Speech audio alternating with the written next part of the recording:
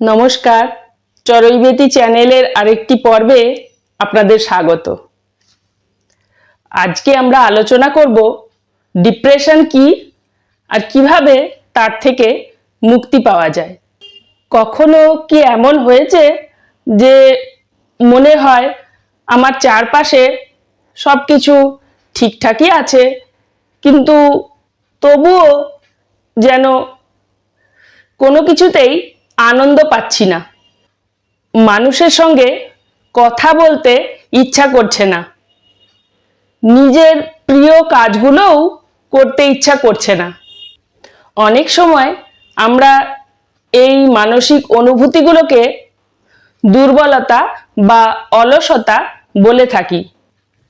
কখনো কখনো এগুলো কিন্তু মানসিক অবসাদের লক্ষণও হতে পারে, যাকে আমরা ডিপ্রেশন বলি। এই ডিপ্রেশন মানেই আপনি অসুস্থ বা দুর্বল এমনটা কিন্তু নয়। এর জন্য আপনার মনের আন্তরিক যত্ন নেওয়ার প্রয়োজন।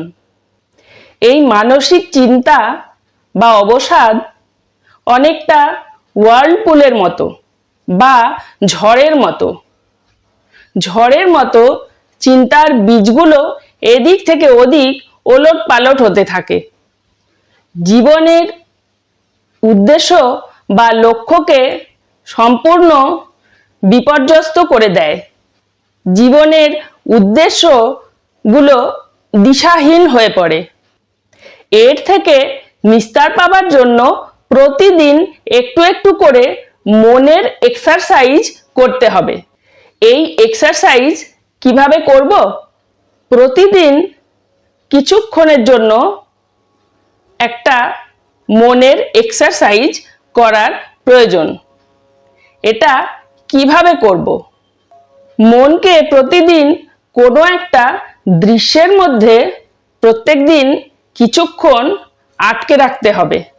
সেই দৃশ্যটা এই রকম হবে, যেমন কোনো পাহাড়, নদী বা কোনো ঝর্ণা, এরকম দৃশ্য হতে পারে, অথবা কোনো সুন্দর বাগানের ছবি হতে পারে, বা কোনো শিশু কোলে কোনো মায়ের ছবি, অথবা কোনো সূর্যোদয়ের ছবি।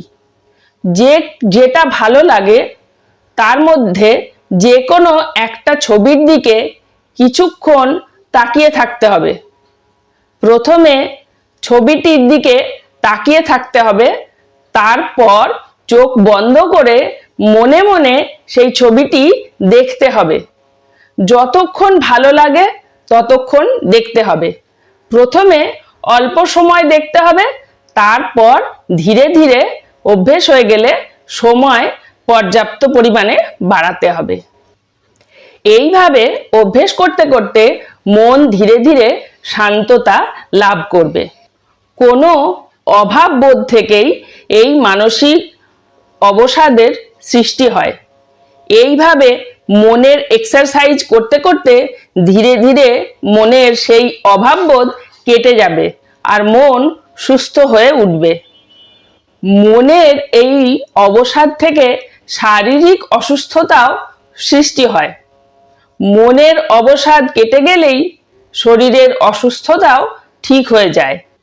সুন্দর বাগানের দৃশ্য বা সূর্যোদয়ের দৃশ্য অথবা শিশু কোলে মায়ের দৃশ্য, এইসব দেখতে দেখতে মনের অভাববোধ, সেই যত্ন বা ভালোবাসার একটা অভাববোধ থেকে যে অবসাদের সৃষ্টি হয়েছে, সেই অভাববোধটা কেটে যায়। বাইরে থেকে যত্ন বা ভালোবাসা অর্থাৎ লাভ অ্যান্ড কেয়ার দিলেও অবসাদ ঠিক হয় না। তার কারণ এটা মনের ভিতরে যে অবচেতন মন আছে, সেই অংশে এই লাভ অ্যান্ড কেয়ারের স্পর্শ পেতে হবে।